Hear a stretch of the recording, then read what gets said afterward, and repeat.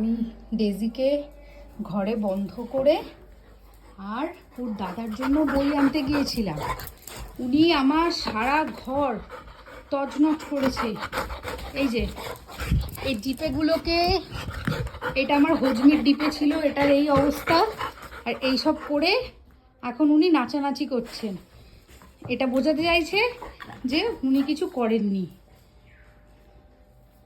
এই যে সারা বিছানা আমার এরকম পুরো নোংরা করে রেখেছে। কি হয়েছে, কি হয়েছে, কি করেছো এসব? এগুলো কে করেছে ডেজি? কে করেছে এগুলো? কে করেছে? তুমি তুমি করেছো? তুমি করেছো? হ্যাঁ তুমি করেছো? দেখি দেখি কি করেছো? কি কি কি কি হয়েছে? কি কি? হ্যাঁ হ্যাঁ হ্যাঁ তুমি করেছো, আমি জানি তুমি করেছো। তুমি কেন করেছো? কেন কেন দেখি মুখে কি আছে?